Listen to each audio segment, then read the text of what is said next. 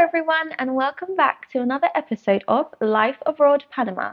Today, we have a very special guest, Arnaud.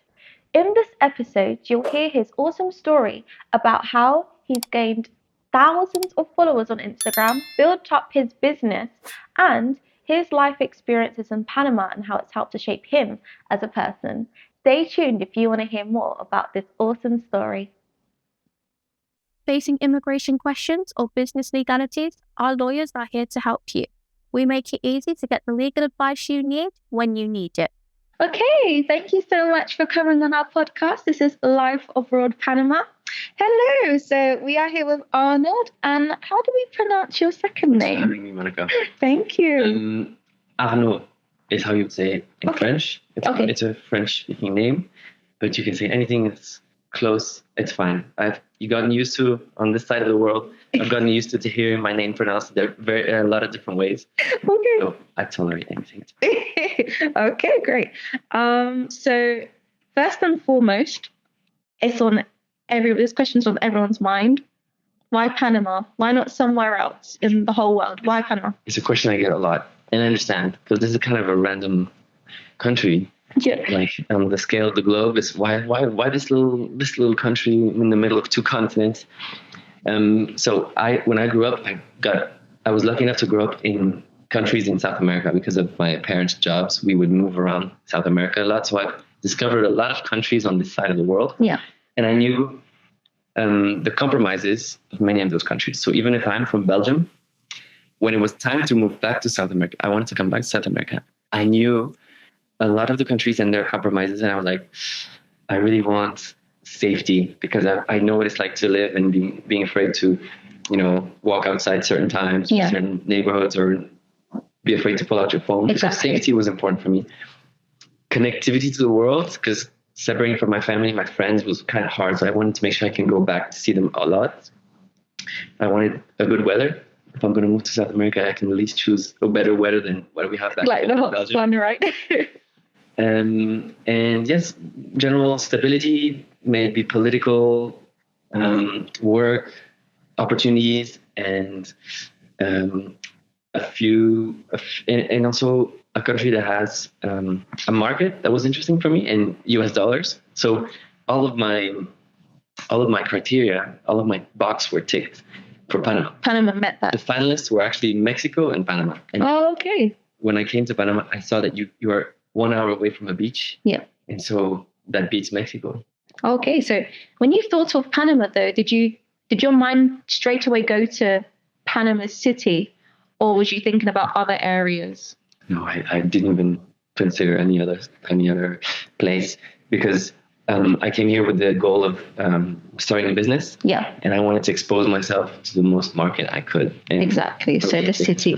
And evident. Exactly. That did it for you. You've also touched on how Panama is very central to other countries as well. Can you tell us more about that? Like, what do you mean about that? So when I used to live in South America, we stopped over in Panama a lot for our trips back to Europe, to North America. And so Panama always was a hub for me. I knew the Panama airport well before I thought about living in Panama. So I knew it was a hub. And if you check out flights, it's really easy to pass through Panama. And so, yeah, definitely very connected, not only to countries in the region, but the rest of the world. Yeah. So how long have you been in Panama, and what's it been like seeing the development of Panama over the time that you've been here? Can you tell us about that? Good question. So I arrived, remember I said I chose Panama for its stability? Yes. I arrived exactly 1 year ago.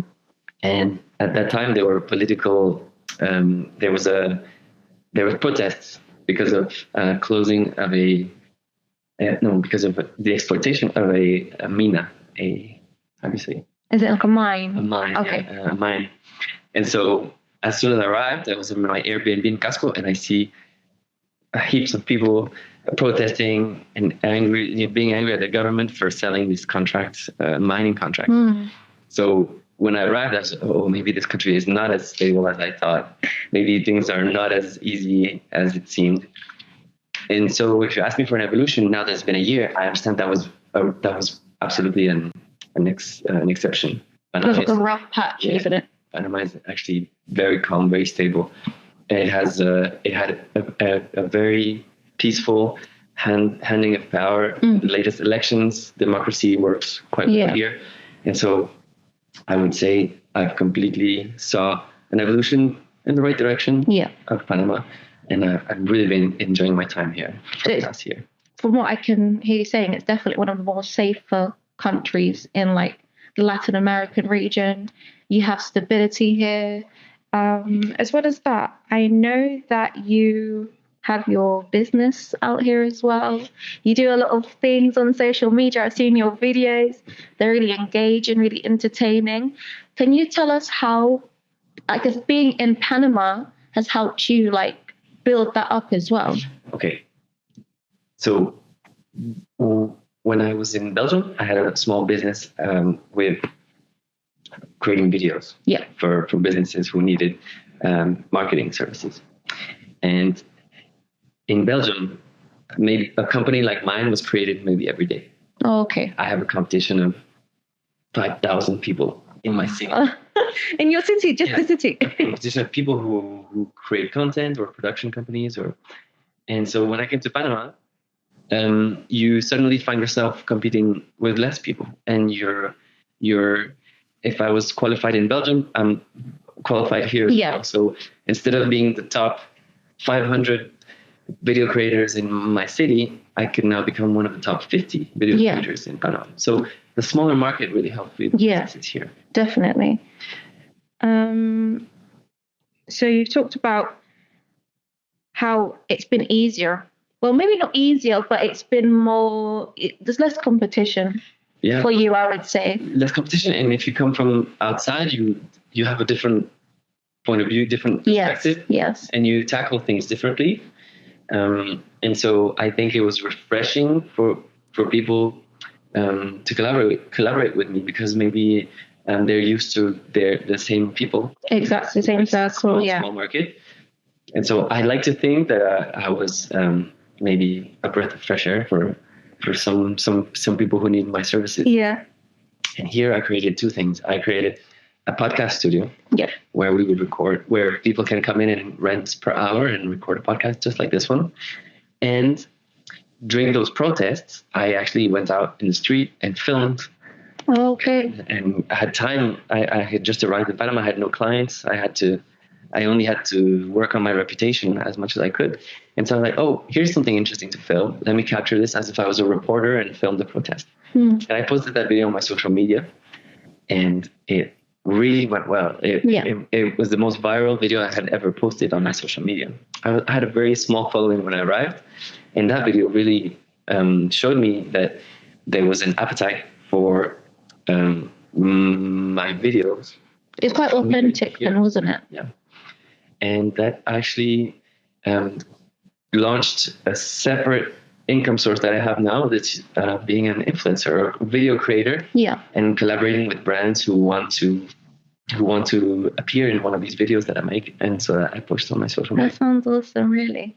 And so it's really awesome because you've just told us your story, how you've literally just come from a few followers. Now you're at like 17,000 followers on Instagram. Like, that's a vast majority of people. Can you just talk us through some challenges that you've faced, and like how you've overcome them, and like any advice you have for people wanting to do the same thing that you're doing in Panama? So I wouldn't say there's right and wrong ways. But different countries and different regions have different ways of working, different work ethics, different ways of communicating. So when I arrived, I had to learn that there's some ways of dealing with business in South America and Central America that I had forgotten about by living in Belgium. For example, I learned the hard way, but you kind of have to, you can't trust clients to deliver your service unless you've been paid first. Okay. That's something the chip for that hadn't been activated, because in Belgium, it's evident that if you deliver a service, you're going to get paid. It's normal, right? Send an invoice, and you forget about it, and the invoice is magically paid. But here, I had to learn that first, you wait to receive the money, and then you can allow, you can send your service, you can and deliver your service, stuff like that, little things, and also communication. In South America, I think people don't like to say no. Okay. But they'll find a million ways to say, yeah, let's do that later, or maybe we could try this. So it's not so direct, is it? In Belgium, we're very direct. Yeah. We're very like, oh no, I don't want to. Yeah. I can't do that. Bye. I understand that. Yeah, it's a very European thing. When you said that, people are very direct, right? It's very different kind of mindset, even with the way people do things. It's quite a bit more laid back, as well, I guess you could say. Yeah. Here, things are scheduled for the next day. Right. Nobody schedules anything later than a week. I have events in my Belgian calendar. I have events for 2026. Okay, wow. Like people know what they're going to do and they're planning a long time ahead. Here it's more short term, it's more laid back, as you said. But there's two ways you can deal with it. Is either be angry that it's not like back home. Exactly. And, get in confrontation with that. Exactly. Or you can just say, hey, let me adapt to what people do here. Exactly, yeah. And then I've chosen to just be a bit more tolerant and be like, okay, this is how it's going to work here. I'll just keep schedule open and just be adaptive. And I'll also start saying, sí, ahorita te lo mando. Yeah. That's it. So do you think, like, hearing you say all this stuff, I guess as a person, like, coming to Panama, it can actually change you as a person because you learn a lot of new things you didn't know before. You learn a lot of adaptability. Obviously, you've learned the language as well. How would you say Panama has, like, helped you to grow as a person? Do you feel that it has? I do. I've grown a lot as a person here. I think mainly in my case, I used to have a bit of a commitment issues of committing to a single project, a single place. Yeah. I love to, bounce around a lot. Yeah. I like to change client a lot. And here it taught me that I'm really happy here, and I really want to settle down here. And that's new for me, choosing a place to settle down, because things have been going so well for me here that I can really see a 5-year plan ahead. Okay, wow. Ahead. And yeah, Panama is kind of a country where you can pull off whatever you try. If you do it well, if you do it consistently, if you do it with love and patience, you can actually grow anything here. And this is a great place. I think it's a great incubator for any project you have that eventually maybe can grow into international. That sounds awesome. It's like Panama is like the new Latin New York, like, like Jerusalem. Yes. No, but honestly, like you had, I would say, persistence, perseverance. If you have something you want to put your mind to it, Panama is a place where you can really do those things. And like, you're a great example of that. You've literally built your businesses, built a life here.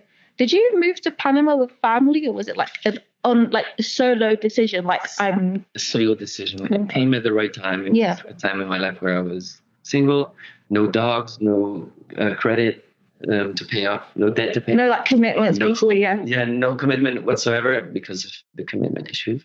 But then that means it was the right time for me to make a selfish move and go wherever I really wanted to go. Yeah, I had the luxury of choosing exactly where I wanted to go. And so I did study where I would arrive. And I have a funny story. I arrived in Panama to stay 4 days as a trial period. Okay. I was taking advantage of another trip, a family vacation trip. And I said, wait, I'll just stop in Panama for 4 days. Yeah. I want to see with my own eyes if this is a country I would move to. And I talked to I'm from Belgium, the Belgian embassy. And I said, how many Belgians live here? And do they do business? Yeah. And do they enjoy it? And it was yes. And then the next day, it was a sunny day, and I went to the beach. And I was like, oh, this is an hour away. And there was wind from my sport, which is kite surfing. So there was wind, and it was an hour away. The water was warm. The vibes were great. The next day, I talked to local business, a friend of mine who has business here. And he told me about business owners and stuff. About how much he was invoicing and how much he was paying for his costs, and the margin was just made a lot of sense, and business seems good here. So after this like 4-day trial of asking around, I was like, I love this country. I'm going to move here. So 4 days was enough to convince you? 4 days was enough to convince me. I went back to Belgium. I sorted my affairs to make sure that 6 months later I can move to Panama. Wow. And how was that process for you coming to Panama? I kind of came here a bit blindly, to be honest, without even knowing that I needed a visa or that the tourist visa or the países amigos that I later learned about. Is that friendly nations, right? Nations. I kind of came here a bit naively, without taking much care. With me having a Belgian passport, I have the privilege of not having to think too much about visa. Where you go, right? Yeah. But then I learned here that you have to work with a tourist visa, which is what I did for a while. And they don't ask a lot of questions here. I found a place to rent, and they didn't need me to have a residence or anything. But it's funny that they rented to a tourist. I don't think I would ever see that back in Belgium. They didn't care. I found a way to open a bank account. I found a way to start a business here with a tourist visa. So it's very lenient here, I think. But once things get a bit serious, you have to start to officialize things. A lot of paperwork, right? And some paperwork's involved, but it gives you the security of, for especially someone like me who wants to feel home and doesn't want to worry about the future. It made a lot of sense for me to start the process of residency. Great. That sounds really cool though, but it's really cool as well seeing your perspective on how, I wouldn't say like easy, but how accessible coming to Panama was for you, being able to do all those things whilst you're still, I guess, not a permanent resident or have like some sort of residency. You're still able to do all of those things and kind of set things in motion, which is really cool. I have to say though, I'm very lucky that my job is a very mobile, and the service I sell, making videos, is a universal need. And I have demands no matter where I go in the world. I know that I'll find someone who needs to make some videos for his sushi restaurant or his car model. So it's a very nomad job that I have. Okay. I'm lucky that I can do that anywhere. If your job is very region-based or maybe time zone-based or stuff like that, maybe it can be more difficult to move so far. So was your visa process, was that, did you go through like you said, friendly nations, or did you get a nomad visa, digital nomad visa? I'm doing it through, I'm currently going through that now. Okay. And it's a friendly nations visa. Okay. Belgium and Panama have an agreement that it has a bit of a fast track residency program. It does involve it involves some paperwork, some administration. Yeah. Everything here works through lawyers. You have to do some. You have to work with a lawyer. Lawyer is a connection to the government that get all this done. And if there's one thing that Panama is not short of, is lawyers. And so it took me a time to do a lot of shopping, but I finally found the right agency, the right lawyer bureau office. And it was quite accessible online for you as someone coming to the country. Yeah. You was able to find that fairly easily. I was lucky to speak the language already.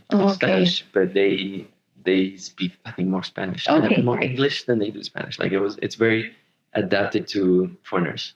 Great. You said you spoke Spanish when you came. For people who maybe like me, who don't know so much, who doesn't know so much Spanish, what advice can you give to them, like coming to Panama? Would you still tell them like to come, kind of take a leap of faith? What advice can you give to them about kind of like integrating into the community and learning a new language? Like, what advice can you give to people? I don't know if I have a lot of empathy for someone who doesn't speak language, because I haven't been in that position for a while in Panama. But I know that this country is very adapted to English speaking. It's funny, but some Panamanians actually, in their native dialects, if you look at Boca del Toro, they speak patois, which looks a lot like English. Yes. So in Colón, also some people really speak English. Like, it feels like English is very close to the Panamanian culture already. Like integrated, you think? Yeah, I think there's already a bridge there. I would also say to people who don't speak Spanish that it's a really good language to learn because it unlocks half the world almost. Yeah. And I think I encourage, if you're going to move to Panama, I encourage you to lean into the local culture, and that means also learning the language because it unlocks most of the beauty of the Latin American people is through their language and their customs and how warm they are. So it definitely helps you to connect, doesn't it? The speaking Spanish has been transformational in how I engage with Panama for sure. And I learned their customs. I learned some of their food, their expressions. They also have great slang. Yeah, friend, something. Well, yeah. And so to understand all those subtleties, I really encourage you to learn Spanish. And there's plenty of options of learning Spanish here. Yeah, I've seen them. There's a lot of academies as well. There's a lot of it's like you were saying before, Panama is very it's progressed a lot, especially in Latin America. So there's a lot of online options as well. Yeah. There's like a lot of accessible ways you can go around learning English. Spanish. I think the best way to learn a language is to make it unbearable not to speak it.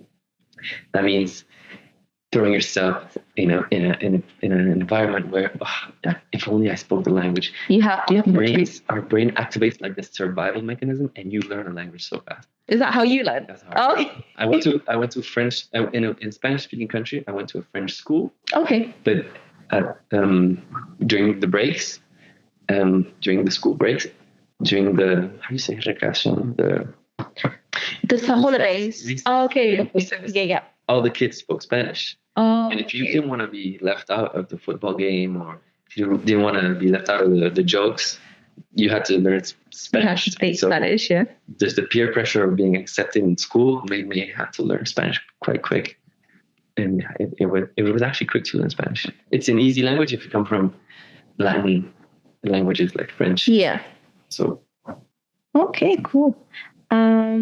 So where do you see yourself in a couple of years from now? Do you still see yourself in Panama? Maybe do you see yourself buying a property here, or still renting, or but what do you think your plan is for the future? Is Panama in that? Yeah, Panama's in my 5-year plan for sure. I can definitely see myself living here in 5 years, especially given the fact it's so easy to get in and out of the country that if I ever felt like I needed some air, you just leave and come back. Yeah. I can see myself buying property in a market that I could understand, something like Casco Viejo, because it's limited in space.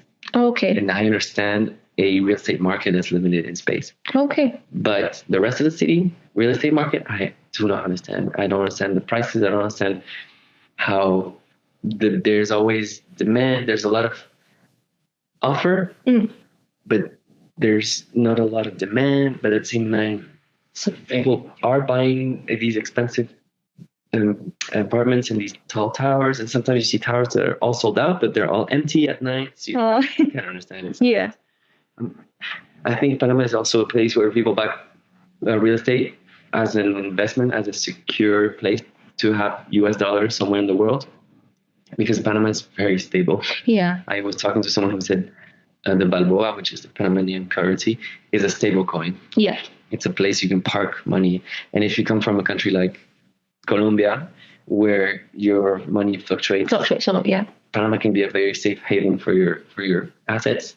And so I understand that people will want to park their money in an apartment here, but then if I'm looking to buy one and maybe live in it or rent it, then I don't want to be in this. Exactly. And we're not on par. Yeah. Our needs are not the same, and I don't understand that market. But in somewhere like Casco Viejo, where people are actually buying to rent or buying to live in, I understand that. I'd love to buy. Yeah. That sounds like a really cool plan. So yeah, you've been here for a year, you've been here a while. Obviously you've learned many things through your journey in Panama, for your businesses, life experiences in general. For people looking to come here, whether it's families, retirees, young people like you, what advice? What's the main thing, I guess, that you've learned? I know there's like so many things, but what are some things that you've learned in coming to Panama, and like advice you can give to people who are wanting to make that move or thinking about it? Do you want me to approach it as a pros and cons? You can approach it as a pros and cons as you feel. Okay.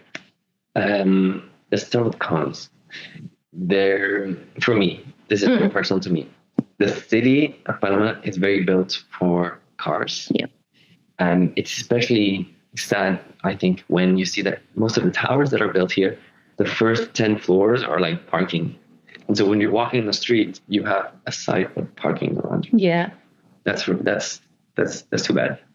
And also the sidewalks are not consistent. And so walking around the city is hard. Not only that, but all these towers have glass panels and they just reflect the heat, and it's just so warm in the city. Okay. So warm. A city that could have maybe trees and parks has a lot of concrete and long towers. So walking in the city is a bit hard. It's a con, but there's a solution. It's very easy to get out of Panama for the rest of the country. And there's beautiful places. I'm thinking of Boquete. I'm thinking of all the beaches that are so easy to access. And so for me, my solution to the concrete jungle has just been to escape the city as soon as I can. Whenever there's 1 or 2 days free, there's a million options that you can leverage and go and travel the country. So it's nice because they're quite close to the city. All these things, quite accessible as well. Super close. And they just finished this really cool highway that goes over Torrera. Wow. It just cuts another 20 minutes off of that trip. So getting in and out of the city is very easy.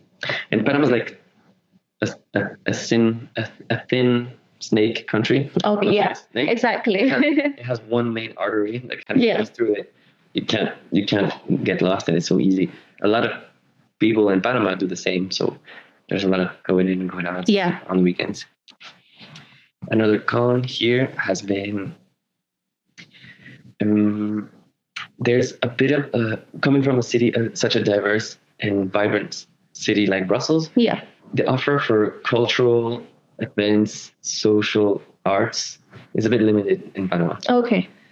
But it's hard to find, but there is museums, there's that space, there is. So you can find them if you look at them, if you look for them. But most importantly, you can create them.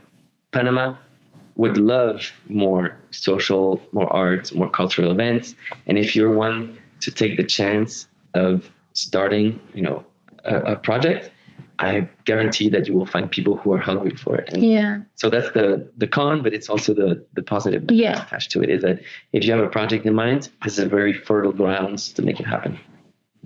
That's really, really cool. So from what I've just heard you say, like, if you see an opportunity in Panama, is quite easy to just, if you have the right mindset, the correct persistency, it's quite easy for someone to come in, and for them to start that thing, there's always an attraction and a need for kind of more. Like when I came to Panama, I said to people around me, because I'm from London, there's not really much theme parks here. They're like, no, there actually isn't any. I was like, so it is a bit different. But if someone was to come in with that kind of that idea or something, I know there would be it would be a popular thing. So like you said as well, with your business as well, the competition hasn't been so much, but there still is like so much demand for these things in Panama, because there isn't a lot of it, really, is there? The Panamanian market has the means to purchase and to offer itself all these experiences. There's just not a lot of offer. Yeah. But if you bring something that you like from your city and build it in Panama, there are big chances. It should take off, right? Things would work. Yeah. I don't know. I'm thinking, just to give an example, there's a waffle place I love in Brussels, and here there's no waffle places. Yeah. But if I opened a waffle place in Panama, in my humble opinion, the way I know Panama today, eventually a lot of people would come to the place. They'd be like, "Oh, this is so cool! There's a new waffle place. Let's go." Yeah, exactly. I can see what you mean for sure. It's definitely those opportunities there for people who want to take them. As well as that, you, like I said, you have your businesses. Can you just tell us about your businesses? A bit more about your podcast, and if you have any events or anything coming up. So I don't have a podcast, but I have a place that hosts. Okay, yeah. It's also a place where you can create all types of video content. We have very good camera gear. We have sound, acoustics, all taken care of. We have great lighting. And so any project that you have that would require creating content, come to us and we'll help you figure out the project, film stuff, record crisp audio, and package it into beautiful video or even social media clips, and then we'll deliver that to you. So that's what I do here in Casco. Yeah. I've opened the studio there, and things have been going great. I've helped a lot of people. I thought it would be a lot of foreigners, but it's actually mostly Panamanian clients. Okay. With like their own businesses and stuff. Yeah. That's awesome. It could be lawyers, it can be doctors, architects, anyone who wants to develop their personal brand or their brand, they come through us and we help them have consistent, good quality content on their social media. And what's it called? It's called Studio La Manzana. La Manzana means apple. I chose that name because an apple looks like the record button on a camera. It's red, like a record button. Quite creative, isn't it? Think about it too much. And it's going great. That's the first thing. And the next thing is that this social media presence that I have, and people who want to visit. I speak English in my videos, and so someone who's a foreigner looking at Panama through my eyes can sometimes feel empathy with the way I see Panama. And I can sometimes bring you clients if you're a business looking to speak to foreigners. I might be a gateway, a window. Exactly to that, yeah. And I've seen your content. I've sat there scrolling through your videos. It's very cool how you make it, and it's very engaging. Like, I think you do take people to like a new experience, especially me being an English speaker. It's really cool to see how you do that. And actually, it's really something that I like. Can I just add something that I like that you do in your videos is I feel like you make it personal because it's like your voice over it as well. And I feel like people connect with that because it's kind of like a one-on-one personal feel, and it's like we're seeing the world through your eyes. So that's really cool. That's it. I love that. I love that it connects with so many people. And I've received the highest compliment I've received that someone says, I moved to Panama because of your video. Wow. And when you watch my videos, I'm overly positive. I love to show the beauty about it because that's really what I see here. And so I understand what he said, but it's quite powerful to hear. Yeah, that's really cool. Thank you so much, though. Thank you so much for coming on our podcast. No, really, it's been awesome to hear your story and how you've just come from like A to B, really. It's not even like 0 to 100 because you had like a plan and stuff, but it's like people who are in the same boat as you or having the same kind of similar experiences or thoughts as you, they can see you from this video, from what I've heard, people who want to just maybe do more for themselves. Yeah. Panama is definitely a place to do that, and you've helped to show people, that very accessible things that I didn't even realize about Panama. You just, like you said, need persistency, that mindset. I can see that you have that mindset that's very like persistent and like go like ready to do things. And I feel like if you have that mindset, it's definitely a place where people can come, like you can come and build your business, build your life. Yeah. We know Panama is a good retirement destination. Yes. But if you're younger and you still have your whole career in front of you, exactly, Panama can be a great place to start a business. Yeah. It's going to ask you to be tolerant and adapt to how people work here and how things are done here. Yeah. But if you have that open mind, if you're ready to learn the language, if you're ready to adapt to the market here, this is a great fertile place to start in a business. Definitely. So fertile soils. Panama's ready for you to plant your seeds if that's what you want to do. And just thank you for sharing your experience and showing how adaptable one needs to kind of be in order to get things done, especially in a country like this that is very, I guess, laid back, flowing kind of thing. Very different from, like you said, if you're coming from a European country, especially, it very different. Even for me, I can. Different, yeah. It's a testament to me. Like I can say that for sure. It's very different. But sometimes difference is good. Like, so difference helps and makes you grow. And yeah, that's just really awesome to hear. Thank you so much for joining us, Arnaud. And I look forward to seeing how you progress through your videos as well, through your company. And yeah, it's been awesome. Thank you so much. Thank you so much for joining us on this episode of Life Abroad Panama. And we hope to see you on our next episode. Thank you so much and goodbye. Thanks for joining us on Life Abroad Panama. You can find us on all major podcast platforms. Curious about our guests? Just click the links. Looking for legal support? Reach us through our website. And make sure to watch more videos or check out your visa requirements.